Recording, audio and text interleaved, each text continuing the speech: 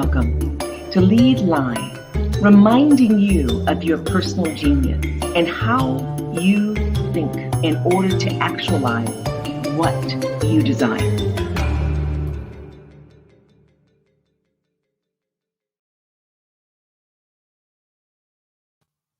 Hello. It's always so much an honor to be here, to be able to share leveraging this medium, and my gratitude to those who created StreamYard so that we could share through this medium. My gratitude to all the guests that have been on this broadcast, Lead Live, LEAD standing for Leadership Excellence and Achievement on Demand. My gratitude to all of you who leverage this sharing, this informational, ideally inspirational, certainly substantive broadcast to edify not only your spirit, but give you some practical tools that you can use immediately in order to enhance the quality of your life and the lives of those you love and those you meet for the first time and you come to love. We're very fortunate here at Lead Live. We understand that leadership is a choice and that every one of us has the capacity, without exception, to be the chief executive officer of our own lives. And so we encourage you, if you're not already doing it, learn how you can do so. And today we're really going to touch on the essence of what we all benefit from. And many of us, increasing numbers of us, are going here. And so our topic is living your truth. Living your truth.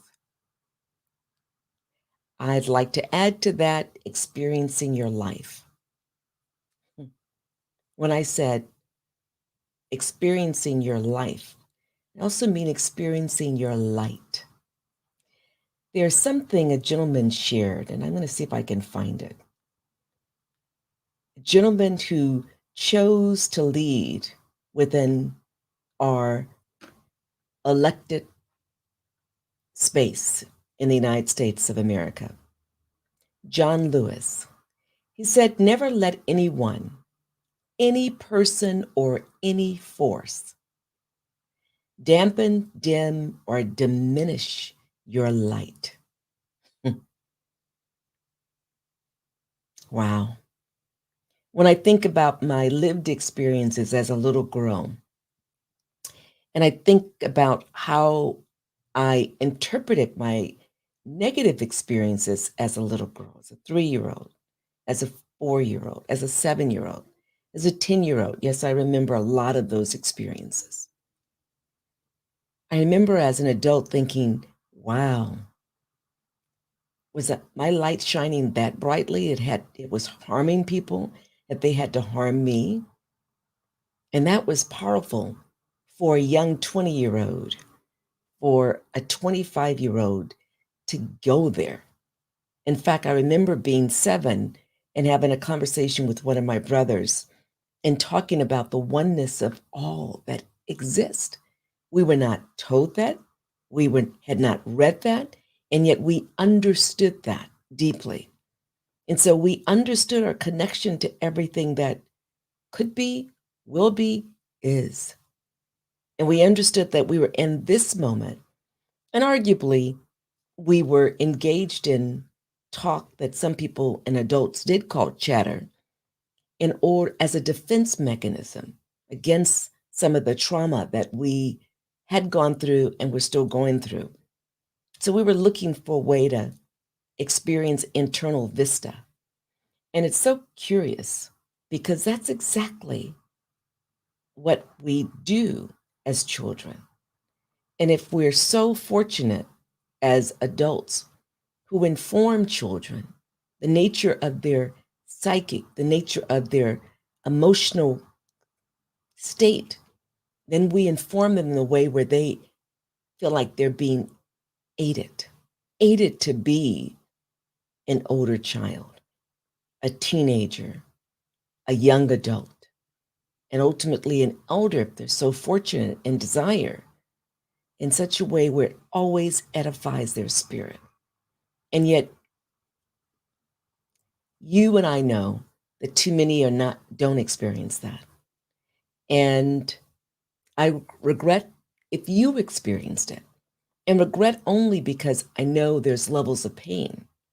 Yet I also understand the power that could come, and for me, did come from experiencing those challenging circumstances. Now, let me be very clear. Not all of my childhood was painful. Too much of it was, especially the early childhood.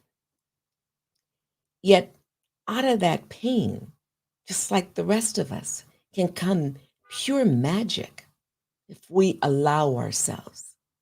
And even the magic tries to force itself to be recognized within us.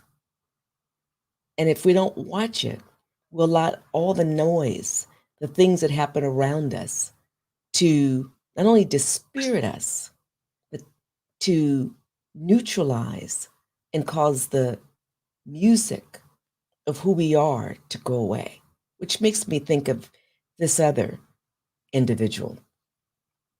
I'll see if I can find his name. I think it's Dr. Steve Maraboli. He wrote, or he shared, I live the truth, or live your truth. Express your love. Shape your enthusiasm. Take action towards your dreams.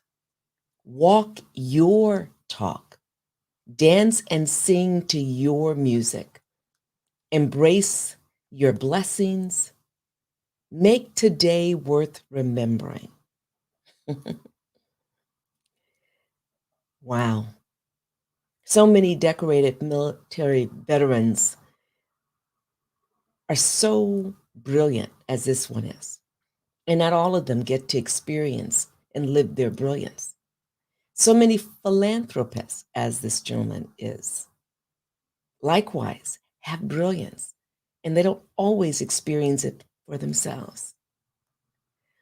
Whether you're an extraordinary gentleman who survived beatings, incarceration, being called racial slurs, being told you shouldn't even be speaking. And yet he rose to a level within this country, John Lewis did, that demonstrated for all of us that we could do whatever we want to do. And then we have so many magnificent others. And in their own way, they chose to be their brilliant selves. It was uncomfortable at times. It was literally against a sea of opposition. And even now, the more they do, whether it's adding value to others, whether it's expanding opportunities, and that's what people do when they find their greatness. They may not understand it. They may even be scared of it. But when they walk into it, in fact, they lean into it, all of a sudden they're giving. They find themselves, or they choose to be, humanitarians. They find themselves waking up and they're with a great internal smile that sometimes appears on their faces and in the rhythm of their walk and the way they turn their head, because they know that they get to give because they've started with giving to themselves. Maybe not perfectly. Maybe they still don't understand themselves perfectly, and yet they're giving. So who are we? Who are you? Who am I? My journey helped me understand that literally I get to live my truth. And the title today is Living Your Truth. And as I was reflecting on it, and as I was just thinking about the many books I've read, I didn't even know there's so many other books. People have written about this topic. And yet I do know that there's nothing new. Even when we think we've created something, I remember speaking with an engineer, brilliant engineer in Silicon Valley. He and his team, they're responsible for coming up with ideas. That all they do, and they get paid extraordinarily well coming up with new ideas. And I remember years ago, because we were in grad school together at Cal. He's in the engineering department. I'm in 2 other schools. And we had this rich conversation. He's back in Silicon Valley and talking about how he's so excited his team came up with a new idea. And casually, in honor of him, I said, that is whatever, brilliant, so proud of you, etc. And then I just casually said, well, there's nothing new that we could possibly create, really. Everything has already been imagined, already created in some form, somewhere, at some point in time. And oh my goodness, he went off on me. And then I understood later, of course, we talked later, and it was about feeling dismissed. I said, no, that was not the point. I began with honoring you. And because I wasn't sufficiently sensitive, I followed by sharing what I believe to be a fundamental truth. When we come up with an idea, someone's already thought about it. That doesn't mean they've acted on it. That does not even mean that it was ready for prime time. If we are humble enough to understand that all knowledge already exists, it's a matter of taking the time to access it. And that's the brilliance of your team, as I shared with them. You took the time to access it and you're using it for the greater good. Oh, now I understand. Didn't mean he appreciated me doing what I did before. That was learning for me to be much more receptive and responsive to the person with whom I'm speaking and listening. And another thing, I'm going to jump around a lot because I'm going to stay at this core of living your truth. What I've learned is something that one of my mentors shared some time ago. And that when you're listening, it's more than just hearing. Hearing is with your ears, and sometimes with other senses too, including with your heart. Listening is with your emotions, where you're able to capture the essence of the other person and honor who they are. It's not about even knowing them or liking them. While you're in their presence or in communication or in partnership or in collaboration, you get where I'm going. That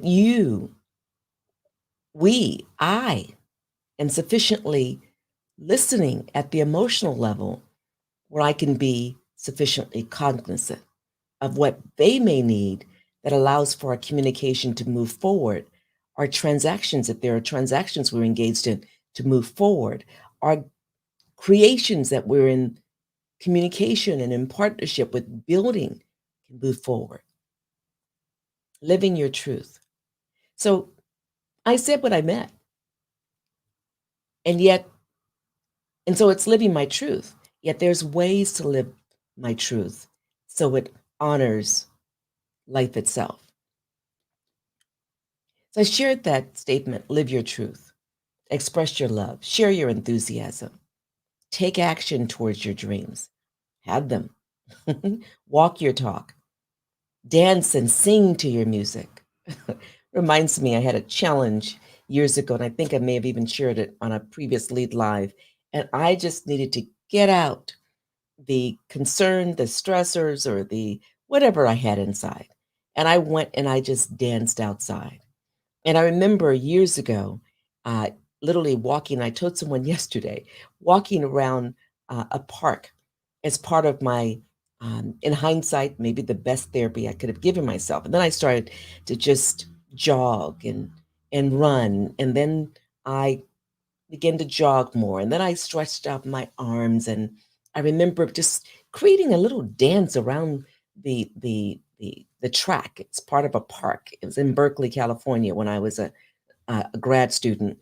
And I remember just going out there every day doing my thing and closing my eyes at times and doing it. And before I knew it, I was done with my run or my walk or my very fast pace movement. And it was absolutely I felt like I was exercising, and I was without even being aware of it. And then I went out there like several weeks later, and people were going around the track and doing what I was doing like it was a thing. And it was the most hilarious. I laughed inside, not to disparage anyone, but it's like, really? You're doing what I was doing like it's a thing? I love it. The real point that I'm making is when we live our truths, we have a spillover effect, whether we want to or not. It was hilarious. And I could not have ever imagined anyone would just flail their arms and dance and to a music that was in my head. I love it. Living your truth. Living your truth. Wow. Yes, some people will look at you and say, God, she's weird. And you may even own it. Say, bring it on. Yeah, I'm a different kind of fill in the blank. I'm living my truth. Somebody may say, oh my God, that's brilliant. How do you do that? I think when we live our truths, we do something. And I'd like to read something that Marianne Williamson wrote years ago. It was attributed to President Nelson Mandela, genius of spirit. And he read it during his presidential inauguration, if I've got it right. And it reads the following. It says, our deepest fear is not that we're inadequate. Our deepest fear is that we're powerful beyond measure. It is not our light, not our darkness. It is our light, rather, not our darkness, that most frightens us. We ask ourselves, who am I to be? Brilliant, gorgeous, talented, fabulous? Actually, who are you not to be? You're a child of God. Your playing small does not serve the world. There is nothing enlightened about shrinking so that other people won't feel insecure around you. We're all meant to shine as children do, and as hopefully we continue to encourage children to do. We were born to make manifest the glory of God that is within us. It is not just in some of us, it is in everyone. And as we let our own light shine, we unconsciously give other people permission to do the same. As we are liberated from our own fear, our presence automatically liberates others. Such brilliance. There's brilliance in all of us. We take the time to listen to the inner self and we choose to share. Oh my goodness. So, who are we?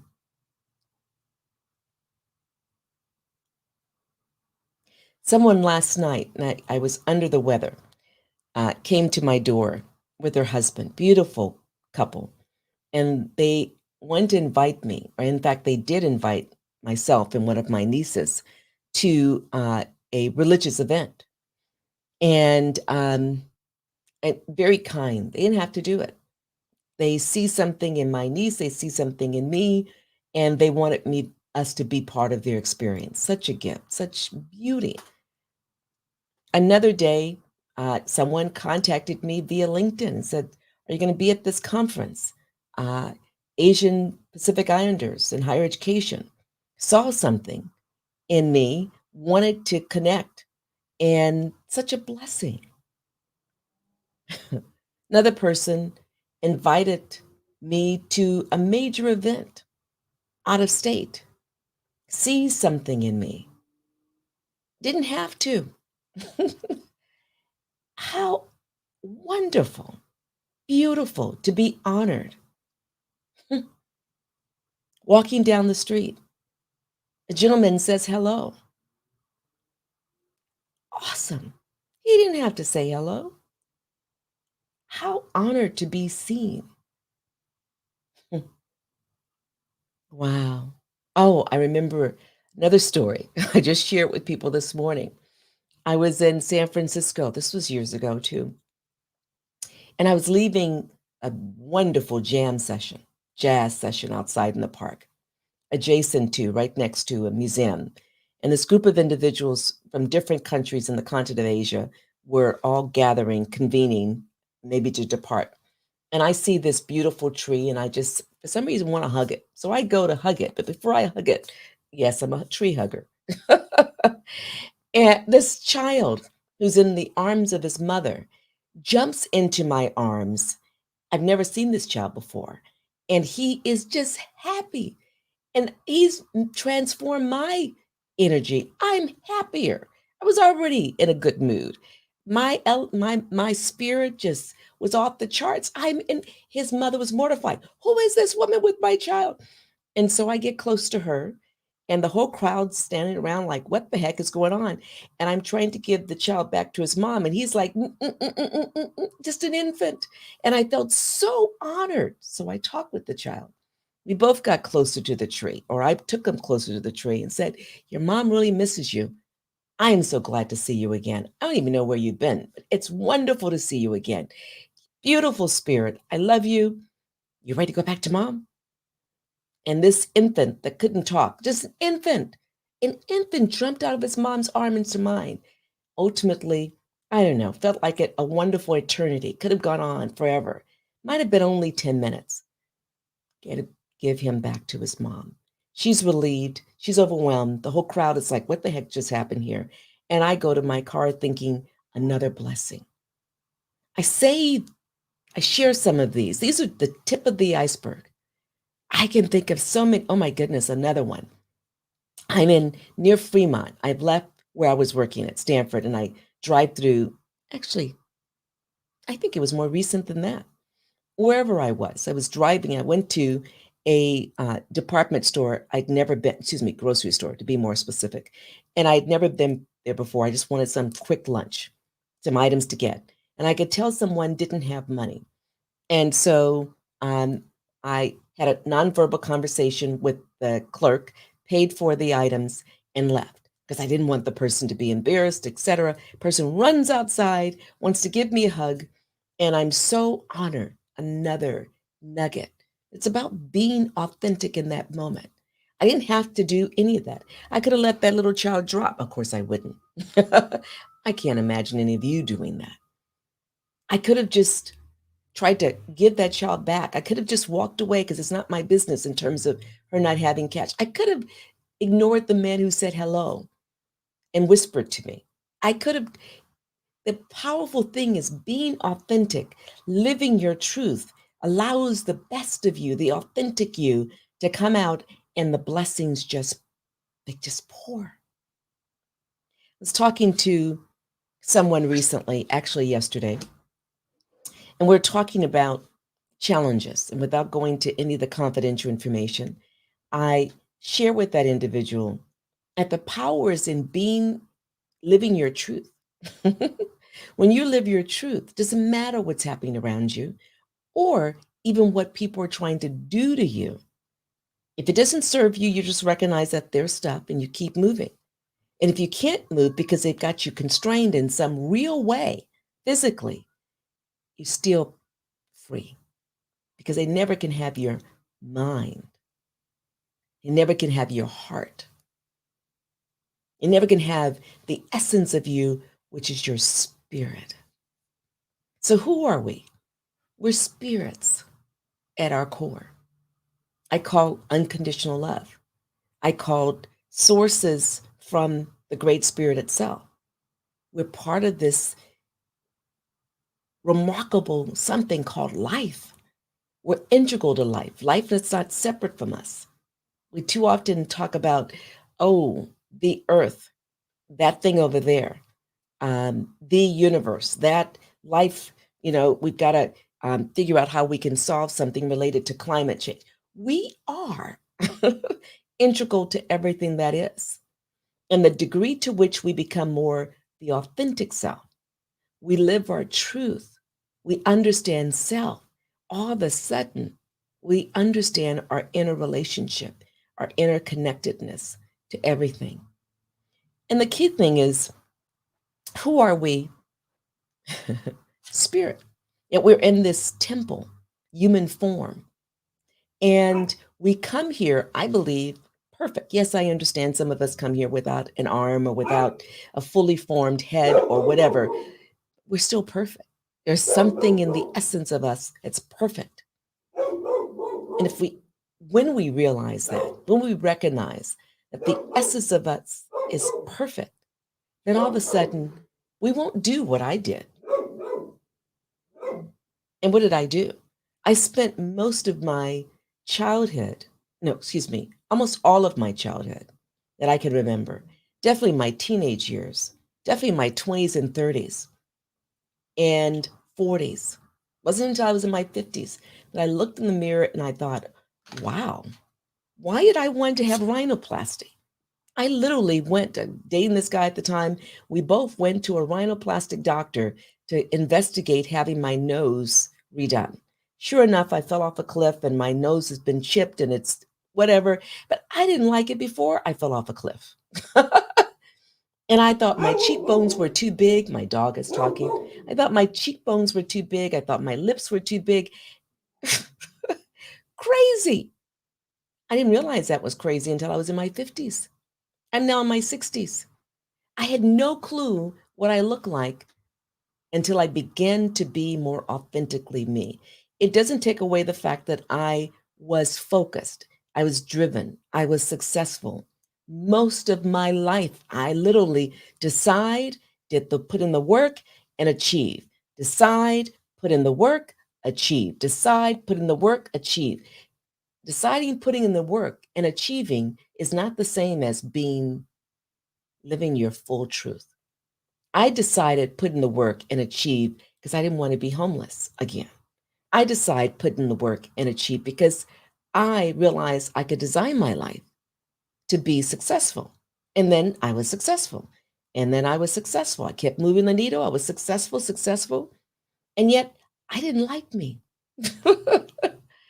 And that was a revelation. I didn't know I didn't like me. So I attracted things that harmed me. And I was like, what is this? I had bought an old programming, folks, and many of us do. Arguably, the majority of us do. We buy a programming. And if the programming complements us, allows us to live our truth, awesome. Leverage that programming. Too often, however, the programming does just the opposite, harms our spirit intentionally. I said light, right, earlier, and I referenced the distinguished congressman when I said light. I didn't learn until I was near the end of my 20s from my birth mother's sister that my first name, she named me first of all, and that it meant the light. Wow. When she asked me why did I use my name, I said, well, I don't know that I like it, and most people mispronounce it. And she was silent. It's on a phone call. And I say to her spirit, her name is Shirley, I honor you. I know you're in the spirit world. You transitioned just shortly after that. Gratitude to you, my humble respect for you choosing to see in that little girl light. So I carry that responsibility, not just because you named me that, because my birth mother, who was just 13 years old, had been harmed since at least the age of 5, chose to give me birth. So I have a responsibility to show up and show out. So when folks need to undermine me for whatever reason, I realize that's that's their stuff. And they may be an instrument of the universe and don't even know it to help me find my backbone, to help me find my voice, to help me find ways to literally understand my essence. And that's what I was sharing with the young lady yesterday without giving all that personal details. But just talking about when you experience a challenge, take it as an opportunity. It may be one of the best opportunities you can have to literally fail forward. Now, what do I mean by failing forward? I mean literally moving faster and more efficiently on the path to success. I mean having a big vision for your life and operationalizing into big goals and operationalizing into sound strategies, leveraging people who've been there, done it, and done it successfully. And then you do it and you fail because you don't do it quite, it's not quite organic yet. And you fail again and it's not quite fluid. And before you know it, you're succeeding and you don't even remember the feelings when you failed because it's not relevant anymore. And you continue to move. You move the needle, now you got to move it more because you've succeeded. So what else is there to succeed more? What else is there to succeed more? That, I think, is the powerful aspect of our lives. We get to stay stagnant, stationary, sit on our, whatever we call these things, tushes, our behinds, and just look ahead and look at the world and how people are shoot, shoot, moving ahead and say, I'm perfectly fine where I'm at. Cool. Yet I fundamentally believe, as the Reverend Dr. Martin Luther King said, life is really about growth. He didn't say it that way. I'm paraphrasing. He basically said there are a lot of people who died when they're in their 20s. They're still alive in their 60s, 70s, 80s because they never chosen to grow. I think life is about growing.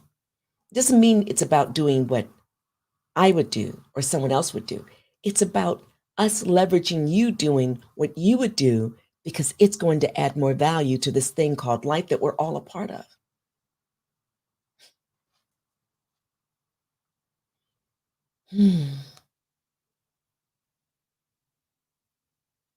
Who are you?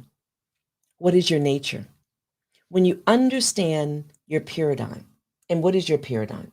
It's literally everything that you took in through your senses when you were an infant, a child, a young adult, and are still taking in.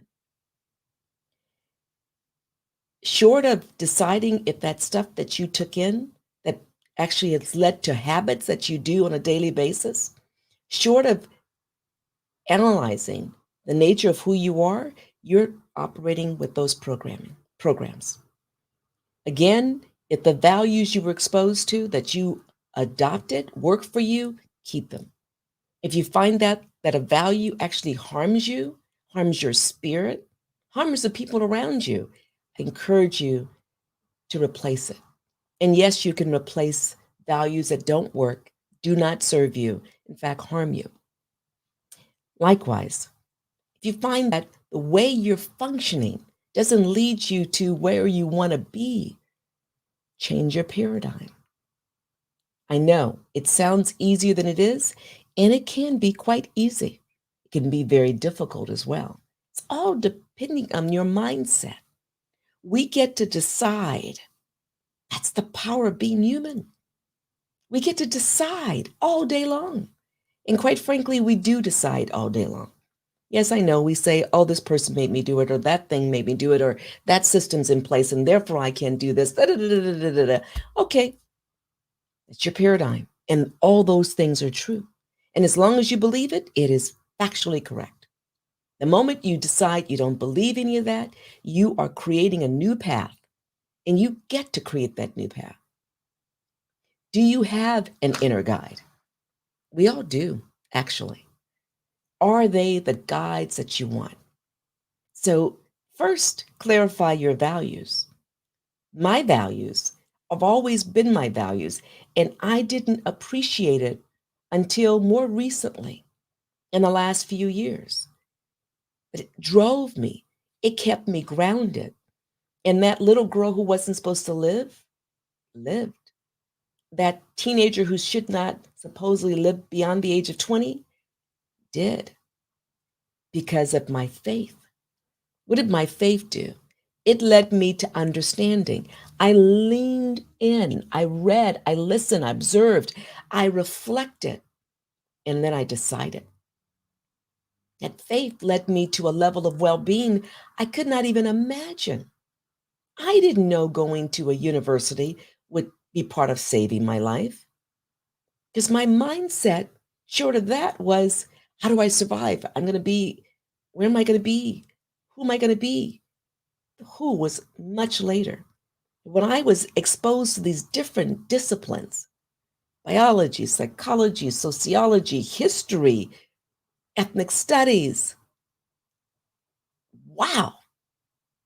Wow. Geography. And then I began to read about physics. I began to read about the nature of who we are spiritually from different faiths, whether it was starting with kind of different fun books like Bhagavad Gita, then moving to the Torah, then going deeper into the Bible and looking at the Quran and looking at the Buddhist faith, the Taoist faith. Oh my goodness. And I triangulated. There's so much interrelationship among them all. And then we, as humans, we place things over here, we place them over there. And I remember telling one of my professors many years later, who said, you've got to write about this, or write about this, or write about that. And I remember I looked at those different areas of a discipline. I said, they're interrelated. And I couldn't just write about one. So I went to him and I said, listen, Dr. Carroll, Glenn Carroll, remarkable, brilliant man who's now, I think he's still at Stanford. I said, I can't see how to separate resource development from this, or dependency from this. And he looked at me and he smiled. And I'm thinking, what is he smiling for? I've got something on my face. What's going on here? And he says, that's what I wanted you to get to. So whether it was as an undergrad or a grad, whether it was as a child trying to figure things out, it was all trying to triangulate to understand the interconnectedness and then to realize that everything really is connected. Even the experiences. The reason why I experience A, B, and C as an infant, as a young child, as a young teenager, I may never know fully. Yet the power of my experiencing them has given me sensitivities and sensibilities now that I don't believe I would have if I didn't have those, some of which were horrific experiences. I'm humble in ways that I don't know that I would otherwise be. I'm living a level of truth that is a trip. And I love it. Oh my goodness. One thing I love to do is laugh at myself. There's so really a lot of reasons to laugh at me. I am funny. I'm a trip. Wow. The key thing is in living our truths, we get to decide. What else? We get to move into action. What else? A decision should be based upon a strong why, whatever that why is. All of a sudden, whatever we deal with in life, we understand our why, we'll get through it. Not only that, we will thrive. Yet if we don't have a why, life will happen. Stuff, noise, actions, activities, whatever it is. War, famine, pandemics, distressful news. If we don't have a why, we'll stop. We'll sit back and we'll just observe, watching the activity, when in fact, we're here for a reason, to add our value. Each one of us has inherent value. You don't have to earn it. Don't have to earn it with degrees, don't have to earn it with money, don't have to earn it with the people you know. You get all that. Just add your own value. It's amazing what happens when you live your truth. It's amazing. Vistas open. People come to you, that's part of you living your truth, because you've idealized, you've imagined who you are fully or increasingly. And then all of a sudden, life itself reinforces that and gives you more. You get to lean in more. And before you know it, you're living a life that was really just your dream, a big dream.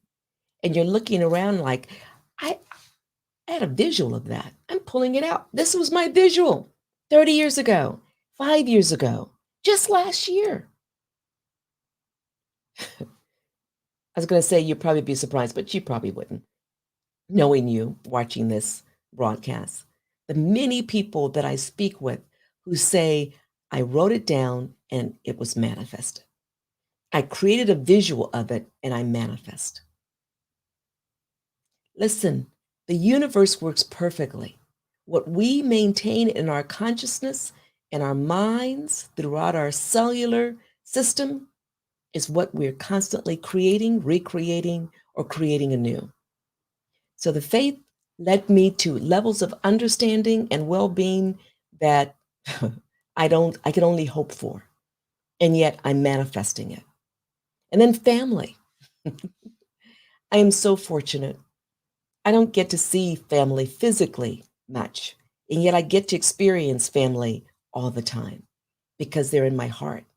They're in my spirit. When I think about the many family members that I know, I have no clue how many I have no clue about. The ones I know, I get to smile all day long. When I think I'm having a challenge, I think about them. And all of a sudden, I'm lifted, I'm lighter, and I get to just bounce back and keep moving. Family. Wow. And we get to select our family. Yes, we're born into a family that we can edify, whether we're actively in that family or not. And then we get to extend that, should we choose. Family has no particular name. It is an experience. It's a feeling. It's a paradigm of existence that actually should be complementing your well-being, adding value to the essence of who you are. Doesn't mean that any member is perfect. Quite frankly, you're not perfect. I'm not perfect.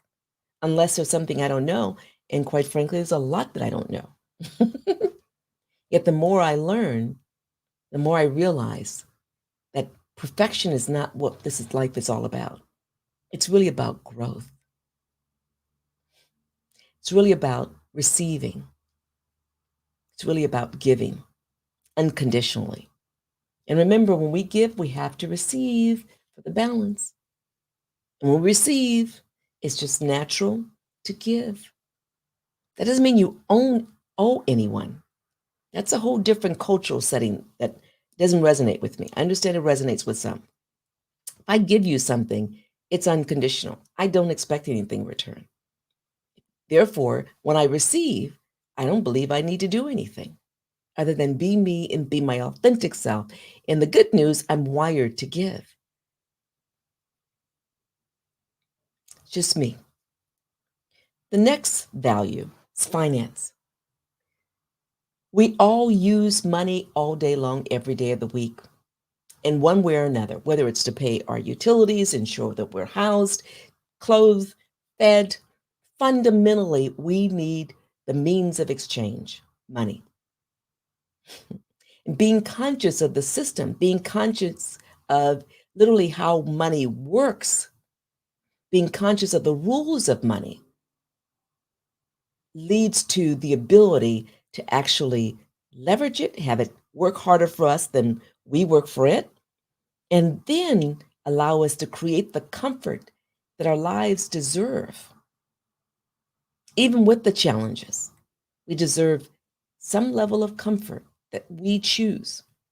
And then we're wired to serve because we understand the power of having it all and the responsibility of sharing what we have.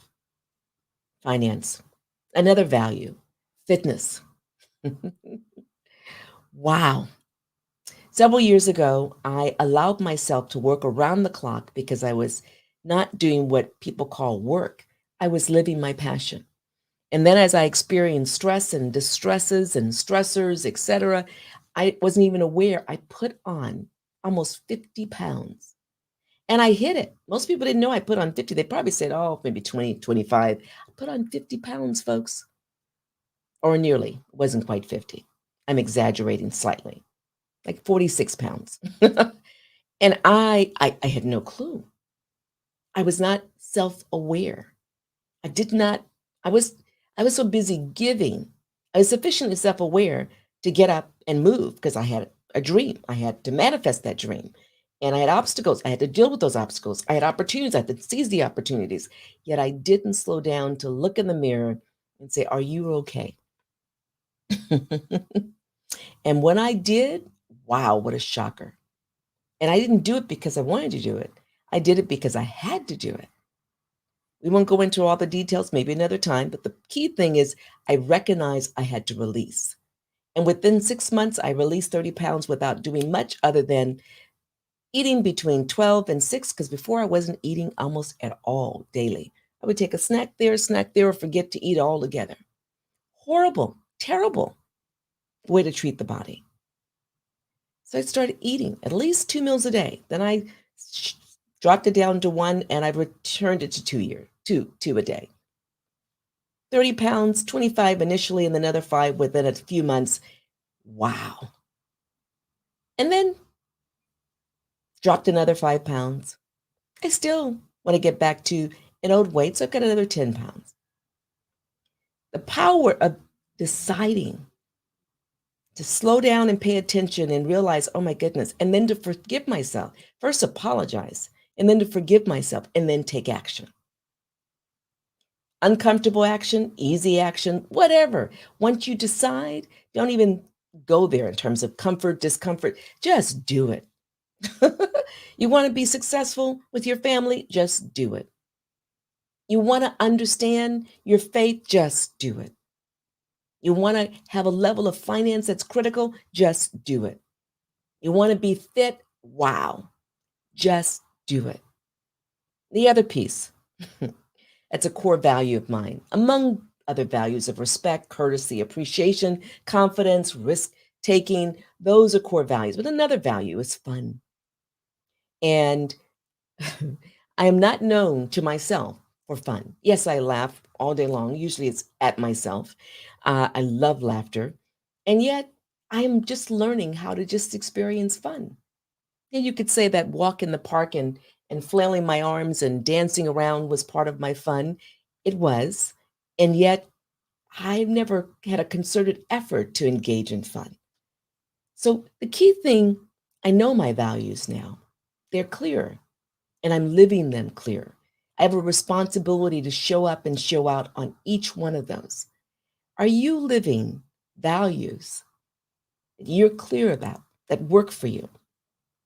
And if you are, wow, proud of you, because you're adding value to the rest of us, because you're living authentically. What is authenticity for you? For me, it's living consistent with my values. It's also integrity. If I'm not living consistent with my values, I'm not functioning with integrity. And integrity is more important to me than just about anything. In fact, I remember years ago, I was near ending a relationship with a person, nice person, brilliant person, actually. And yet I got together with that person when I didn't like me. And so it wasn't surprising that he didn't like aspects of me either. I attracted a like. And the moment I began to like me, appreciate me, all of a sudden I realized this is not a good fit. And as I said to this remarkable gentleman, we're not a good fit. You don't like me, and I used to not like me. So it worked. Now I like me, I value me, and this disparaging and unhealthy relationship doesn't work anymore. So we can change together further. And I literally was concerted in engaging in a reflection and deliberate effort to build my healthy relationship itself and welcomed him on the journey. And even though I expended money, I said, I'll even pay for both of us. I'll do it. I'll do it. He didn't do it. So the relationship by necessity had to end. So when you show up as your authentic self and you live your truth, you remove people, things, experiences, and even feelings, values from yourself in order to walk into the better you, the healthier you. So here at Lead Live, we want you to decide on a grand vision, to have a level of respect for yourself, that you do what works for you, to have a level of courtesy for your well-being, that you take the time to assess where you need to enhance the self, to have a level of confidence that grows and grows. You can never stop growing your confidence. It's not cockiness. It has definitely a significant humble nature to it. but a confidence that says, I got this. I may not understand it all, and I'm going to welcome the universe to bring it to me. We want you to take strategic risk that literally allows you to lean in and welcome in the glory that's just awaiting you. Not just a few people, all of us. Yes, I know there's a lot of people on the planet who are choosing to be horrible. We're choosing to harm. And we know about wars. We know about the one that's on in the press so much. We also know about the local stress. We can hear across the street. We can witness in a vehicle. We can all the harmful stuff that people do with each other. We can focus on that and say that's just the nature of humans. Or we can say that is an aspect of choice that we all have. And yet there's another aspect of choice that lifts everybody up and helps to transform those who are stuck in this healthy, unhealthy, evil, dispirited space. Help them climb out of it or transition out of this life altogether so that literally, as they, my humble perspective, come back as spirits to relearn, they come back elevated and further elevated and further elevated.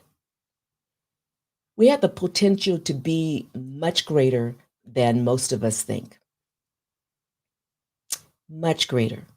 There's not just a few of us who were born with greatness. All of us are. We have greatness.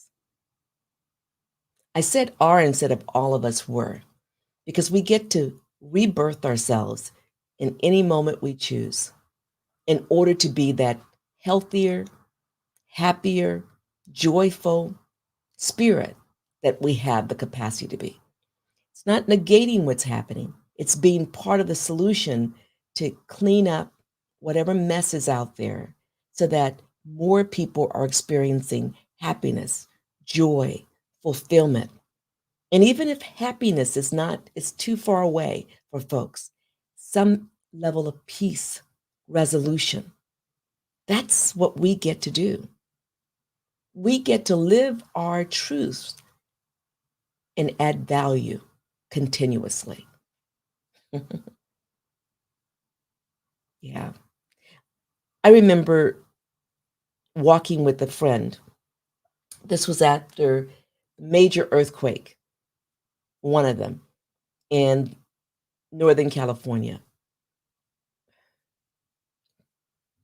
Yeah, it was a trip. Uh, some devastating things come to mind. I won't mention those, but I remember walking with the person and saying, I'm so pleased that I have the ability to live the life that I live. And it's okay if I die now. And he freaked out. What do you mean? I don't want to die now. I'm like, well, I'm not talking about you. I'm talking about me. It was such a peace that I experienced, folks. The level of peace because I did what I didn't even know I had the capacity to do. I had achieved every goal that I had decided I wanted to achieve to that moment. And I was so at peace. And yes, knowing that death had just occurred around me made me hypersensitive and thoughtful. And I said, it's okay. And I didn't feel good or bad about it. It was just like an understanding. That's powerful. When you know that at some point we're going to transition from this life and know that it's okay. I don't know that it freed me, but I felt like I got freer into living the essence of who I am. And that's what I would encourage you to do. Be sufficiently self-aware and open where you can just lean in, take strategic risk, and not worry about all the consequences. It's not that big of a deal. Here's this book that a beautiful young lady sent to me. It's called Don't Sweat the Small Stuff, and it's all small stuff by Richard Carlson. And I just love the essence of the book. We think so much of what we're experiencing is a big stuff. It's really powerful. And it is in the moment. And yet, if we're so fortunate, we have another moment and we get to create something, leveraging the previous experiences, anticipating the priorities, leveraging the moment now. I think of a woman who was very quick to tell me she had all the trimmings of success, a mansion in a place called Atherton, California, in Northern California near Stanford, had been a full professor, married to a judge, blah, blah, blah, blah, blah. Just all the, and brilliant. And everyone would come into her doors, right? That was considered to be distinguished. And I was fortunate just to kind of be there as an unofficial supportive person, right? And she looked at me and she says, whatever you do, don't do what I did. And I'm like, what? And she says, go out there, be you, be yourself in the way that you are, but even more so. And she was in her 70s. She died in her early 80s. And she says, I lived my life basically because in a way that made other people feel comfortable. I did not live my passion. In fact, I allowed the harm to happen to me, and it harmed my family, my kids. I just didn't know how to deal. I didn't know how to be me.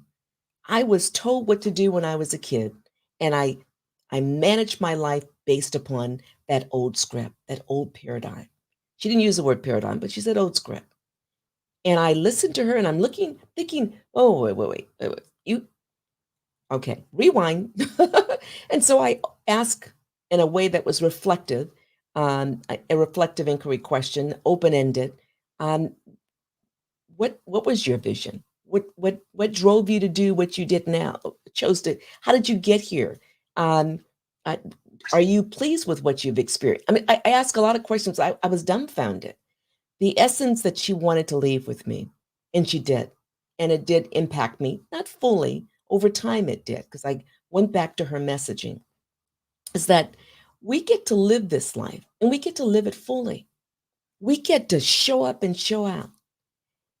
And yes, we can do things that are socially so-called responsible, that fit the norm, that's average, or that's even above average, that other people can say we arrived.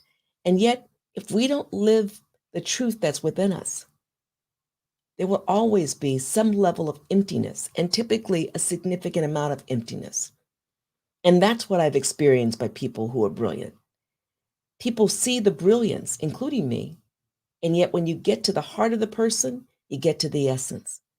And out of the remarkable people I've had the opportunity to interact with, wherever they've been on the planet, in different continents of this planet, they all remind me of the importance of living our truth. Live your truth. Care because you can. Be present because you can. Be in honor of you. Yes, I did say that. Be in honor of you. Honor everything about you. Love you. Not only are people watching, people are experiencing you. Even if we never get to meet you, we experience the essence of you. Let that overflow in a way that allows us all to understand our inherent greatness too. Thank you for joining us today. It's always an honor to share with you. And more importantly, we hope you walk away not only being inspired, but taking something that you can use now. Why don't?